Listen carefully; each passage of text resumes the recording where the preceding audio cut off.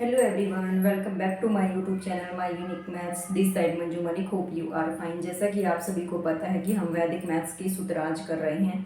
5 सूत्राज जो है हम कंप्लीट कर चुके हैं. आज हम 6 सूत्राज करेंगे जिसको जो है हम अनुरूपे शून्यमन्यत बोलते हैं. और इसका मीनिंग क्या होता है? If one is in ratio the other is zero.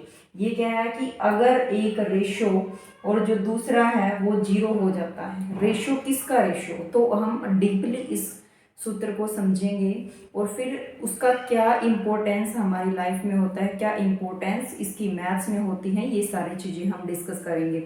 तो चलिए स्टार्ट करते हैं विदाउट वेस्टिंग ऑफ टाइम. ये हमारा 6 सूत्राज है. तो इसमें क्या है कि वेरिएबल्स होते हैं. इसमें कुछ वेरिएबल्स होते हैं, इसमें कुछ वेरिएबल होते हैं और कांस्टेंट होते हैं.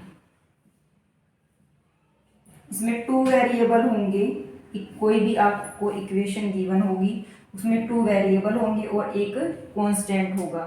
तो जो 2 वेरिएबल्स हैं उनमें से कोई भी एक वेरिएबल का जो रेशियो है वो कांस्टेंट वेरिएबल के इक्वल अगर आ जाता है तो जो दूसरा वेरिएबल होगा उसको हम विदाउट सोल्व किए हुए ये बोल सकते हैं कि उस दूसरे वेरिएबल की वैल्यू जो है वो इक्वल टू 0 होगी. तो ये चीज़ इसमें बोली गई है और इसी रेशियोज को हम समझेंगे. मैं आपको कुछ एग्जाम्पल लेकर के इस चीज़ को, जो ये सूत्र है, इसको और ज़्यादा एक्सप्लेन करूँगी क्योंकि एग्जाम्पल के बिना मैथ्स जो है वो अच्छे से समझ में नहीं आता. तो इसको एग्जाम्पल से और अच्छे तरीके से करते हैं. तो एग्जाम्पल जो है हमें क्या, हम कोई भी एग्जाम्पल ले लेंगे. मान लो आप 3x + 4y is equal to 8 और x + 2y is equal to 4. तो आप ये देखना कि ये हमारी एक इक्वेशन बन जाएगी और ये मेरी सेकंड इक्वेशन बन जाएगी. अब इस इक्वेशन में एक तो यहाँ पे x वेरिएबल है और एक y वेरिएबल है. 2 वेरिएबल आपको यहाँ दिख रही हैं और एक ये जो है ये आपका कांस्टेंट टर्म है. तो इसका कहने का मतलब है कि या तो ये वाली या तो ये दोनों इक्वल आ जाएं या फिर आपकी ये दोनों इक्वल किसके इक्वल आ जाएं, जो ये वाला रेशियो है इसके इक्वल आ जाएं. अब आप इस इक्वेशन में ध्यान से देखिए, जो y की वेरिएबल वाली इक्वेशन है अगर मैं उसको 2 से कट करती हूँ यानी या फिर 2 1 जा 2 2 2 जा 4 यानी इसका रेशियो क्या आ जाएगा 1 और 2 आ जाएगा.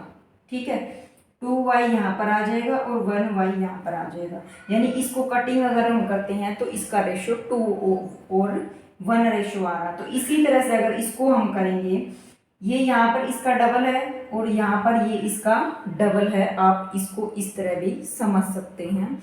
और ये जो है हमारी जितनी भी वेरिएबल्स होती हैं, जितनी भी इक्वेशंस होती हैं, उनको हम सोल्व करके देखते हैं तो हमारा बहुत सा टाइम जो है वो वेस्ट हो जाता है. लेकिन इस क्वेश्चन के अकॉर्डिंग हम क्या कर सकते हैं कि हम जब हमारा रेशियो इस तरह से एक वेरिएबल का रेशियो कांस्टेंट वेरिएबल के इक्वल आ जाता है तो हम कह सकते हैं कि जो ये x वाली वैल्यू है वो 0 हो जाएगी. इस जो सूत्र का करने का जो मेन मकसद था हमारा वो ये था कि ये किस चीज़ को सोल्व कर रहा है.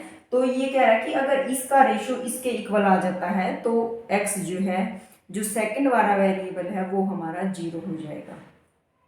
और अच्छे से एक्सप्लेन एक एग्जांपल और मैं आपके सामने लेती हूँ.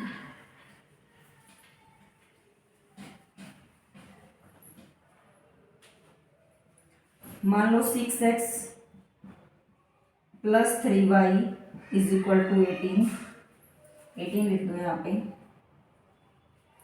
और मैं यहाँ पे ले लो 2x + 2y is equal to 6. मान लो मैंने आपके सामने ये एग्जांपल ले लिया है. तो आप ये देखिए कि y के साथ तो कोई रेशियो बन नहीं रहा.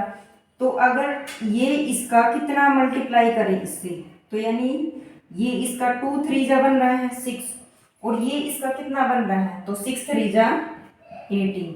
तो यहाँ से हमें पता चल रहा है कि इसका और इस वेरिएबल x का जो वेरिएबल है उनकी रेशियो बिल्कुल सेम आ रहा है. तो तो इसका मतलब हम विदाउट सोल्व की हुई ये बोल सकते हैं कि y इज इक्वल टू 0 होगा।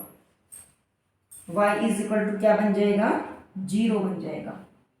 मे भी अब आपको ये सूत्र जो है वो अच्छे से समझ में आ गया होगा कि इसका जो मीनिंग है वो क्या मीनिंग है, क्या इस सूत्र को करने का पर्पज है। तो मे भी आपको यहाँ से ये सारी चीज़ें अच्छे से क्लियर हो गई होंगी। अगर आपको मेरी वीडियो जो है अच्छी लग रही हैं तो आप मेरी वीडियो को देखने के बाद एक प्यारा सा कमेंट जरूर किया करो। आपकी कमेंट करने से क्या होता है कि आपका एक कमेंट, एक लाइक जो है कहीं ना कहीं मेरे को नेक्स्ट वीडियो बनाने के लिए मोटिवेट करता है। और इस तरह की एजुकेशनल वीडियोज़ जो है वो आपको माय यूनिक मैथ्स पर मिलती रहेंगी। तो अपने दोस्तों में भी, अपने फ्रेंड्स में भी इस टाइप की वीडियो को जो है शेयर किया करो। और जो आप पढ़ते हो तो कहीं ना कहीं वैदिक मैथ्स जो है आपके मैथ्स में कहीं ना कहीं बहुत ज़्यादा हेल्पफुल होता है।